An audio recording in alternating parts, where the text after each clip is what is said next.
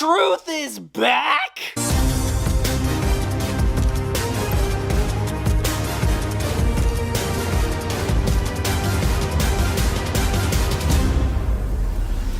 What's up, guys? The phenomenal AJ Styles, and you're watching Bretto live. Money in the Bank from Los Angeles. What a heck of a show I just watched. Well, at least half of a show, man. I swear. The beginning of that show was just full of just boringness. I'm like, what is happening? I'm sorry, we're gonna get to it. Half of the show is bad, in my opinion. Half the show is absolutely outstanding. We're gonna talk about absolutely every big moment, all the results from Money in the Bank 2025 in Los Angeles in the Intuit Arena Dome, which is awesome, by the way. There's like lights on every seat. The aura to the show is definitely there. The Money in the Bank theme was just awesome. A lot of big moments on this show and just very interesting decisions made about who wins matches. In my personal opinion, once again, we're going to get into it right now. I set it up with WWE Action Figures right here in my arena. I just finished watching the show, so my mind is all fresh on everything that happened. So let's run it all up. Let's talk about it in Action Figure Setup. Before we jump into the setup, subscribe to the channel. We're working on 310,000 subscribers, so help me out there. Also follow me on Instagram and TikTok. Those are my other main social media platforms that I love posting on.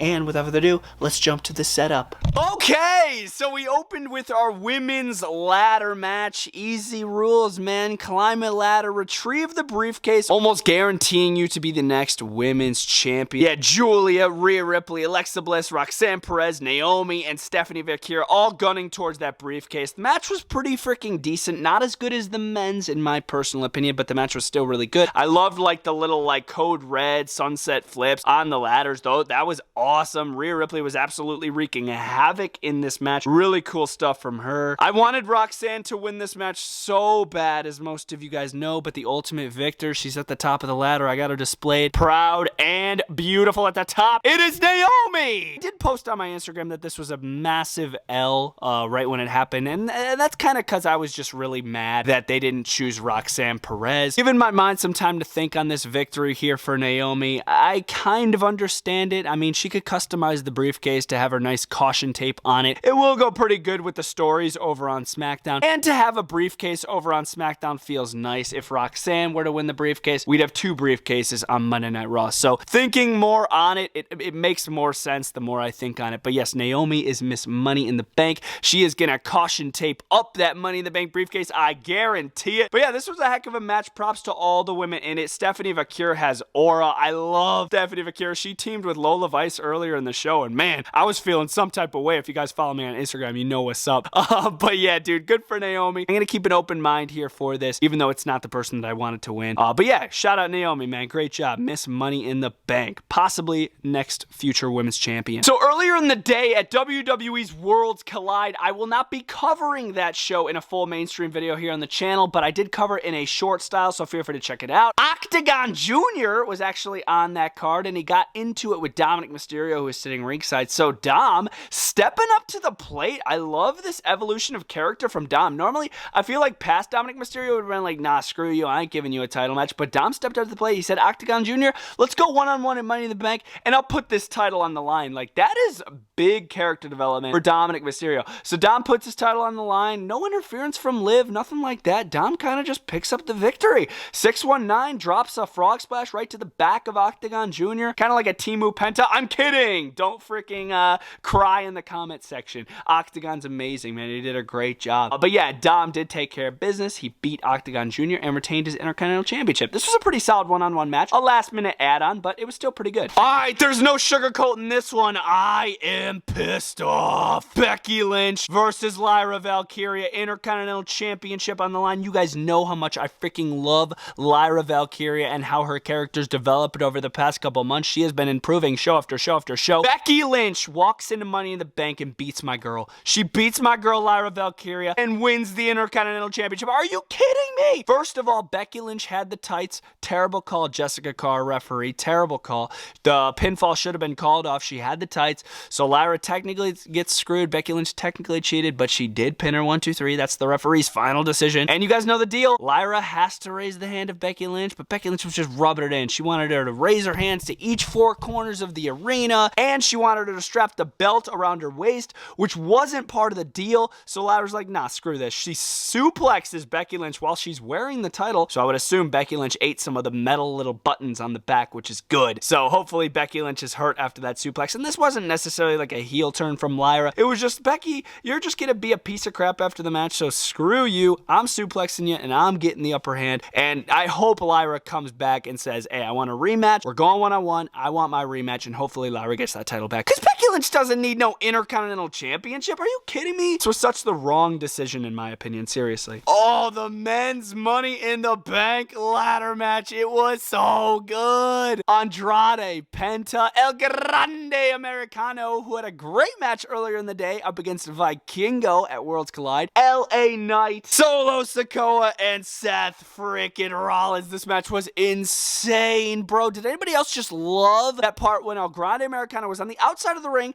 stood a ladder up, stood another ladder up, got to the freaking top of the ladder, and met Penta up there before he could grab the briefcase? Insane. I love the part when LA Knight did the crazy suplex off the top to Chad Gable. Literally just a full send. Full send. Oh, did I say Chad Gable? I meant El Grande Americano. But it was an insane suplex from LA Knight. Andrade was amazing in this. I believe he's the one that ate the Mexican Destroyer, from Penta on the top of a bridged ladder. So as you would expect, some crazy stunts from these guys in this match. Oh my God, the controversy would begin when Seth Rollins called out Braun Breaker and Bronson Reed to help him out, just like I said. Then Solo Sikoa called out his backup. He's like, come on out, Jacob. Come on out, JC Mateo. So they would fight off Braun Breaker and Bronson Reed, but then Jacob Fatu, it looked like he was going to hand the briefcase right to Solo. Sets up a ladder for Solo Sikoa, grabs his foot as Solo's climbing and says, I hate you, Solo. I was like, oh my God. I don't think the crowd heard that he said, I hate you, Solo, because the crowd chanted while Jacob was yelling. The crowd chanted, love you, Solo, even though he said hate. We pulled him down. He did a bunch of crazy stuff to him. He sent him through the ladder. Jacob Fatu moonsault. He absolutely decimated Solo. He's no longer his tribal chief or leader or whatever you want to call him. Jacob Fatu is a solo man. See what I did there? Because he turned on Solo. So that was cool. So after all that chaos, it looks like LA Knight's about to climb the ladder, right? But no. Seth Rollins makes sure that doesn't happen. Hits a curb stomp on frickin' LA Knight. Climbs the ladder and becomes a two-time Mr. Money in the Bank. Seth Rollins has the possibility to become another world champion, have an insane historic cash-in. I love this. This was my prediction. Finally, I get a prediction right. Oh my God, bro. I was losing like everything. Didn't predict Becky Lynch, and I didn't predict Naomi, and I would have predicted Dom. But yeah, Seth Rollins takes a big W. Good for him. This was definitely the right choice, man. See, the Naomi one's up in the air still. I'm like, I'm half and half on it, but this, Seth Rollins, this was the right choice. This faction definitely needed that briefcase. Now Seth Rollins has all the power. I'm surprised CM Punk didn't try to come out and screw him over. I was really shocked by that. Seth Rollins is Mr. Money in the Bank, and man, he's got some big plans. You best be tuning into Monday Night Raw on Netflix. Our main event of the show, Logan Paul and John Cena team up to face Jey Uso and Cody Rhodes. This was a heck of a tag team match that I wasn't expecting much from. If you watched my prediction video, my mainstream one, I was kind of hating on this. I was like, I don't even know what to talk about. There's nothing really to talk about this tag match. Bro, they delivered. Oh my God. First of all, my new favorite wrestler, only because he reposted my story, Logan Paul, did an insane springboard moonsault off the ropes from the inside of the ring to the outside on Jey Uso. This was insane. Went right through the announce desk. That was probably highlight of the match for Logan Paul. Also, when Logan Paul got suplexed off the top rope while holding a drone camera, that was intense. I love that. So those would have stole the spotlight if it wasn't for Ron Killings returning and taking out John Cena. Okay. For a second, I thought it was Randy Orton. All right. For a second, I did. All of his skin was covered. I thought it was Randy Orton. I'm like, oh my God, it's Randy Orton. It's Randy Orton. No, it is R-Truth. He is back. He was never released, or unless they somehow made a deal with a contract. I don't know if that was actually real or if that was a put on by WWE. I don't have the details on that. Fake news. Freaking WWE with that lie. But yes, R-Truth, Ron Killings. They're calling him Ron Killings, so I guess that's his new name. He means business. He's not this big jokester anymore. It doesn't look like. He comes in the ring, Fez press, absolutely just punches the snot out of John Cena's face. Crazy stuff. And literally, Cena was about to win. He hit Cody Rhodes with the championship. The referee wasn't looking. He was about to win. But after this attack from R-Truth, Cody Rhodes takes advantage, crossroads to Cena, and wins the match. And keep in mind, Cody Rhodes pinned John Cena. That ought to make for another championship match coming here in the future for Cody Rhodes. Maybe at SummerSlam. We'll have to wait and see. But yeah, man, R-Truth back. It's huge. It feels right. It feels good. The crowd went berserk. I went berserk. It was just a pitch perfect main event. Oh my God. See what I mean? The beginning of the show was just kind of mid, man. Naomi winning, kind of disappointing for me personally. The Becky Lyra match, Octagon versus Dom, it was just a little obvious. I knew Dom was going to win. Still a great match. But then the ending, man, the men's Money in the Bank, John Cena's tag match, it was just amazing. Oh my God. So you had to wait all show kind of for the good stuff, but dang, bro, this was a good Money in the Bank. Holy cow. That was a lot of freaking talking. That was Money in the Bank 2025 from LA, y'all. Okay, that was overall really, really solid PLE in my personal opinion. You guys just heard my thoughts, what I thought was weak, what I thought was strong. Let me know your thoughts down in the comment section down below. Seth Rollins, Money in the Bank, man, he's going to be an unstoppable force. Curious to see what Naomi's going to do with that briefcase. I know she's going to customize it with some caution tape.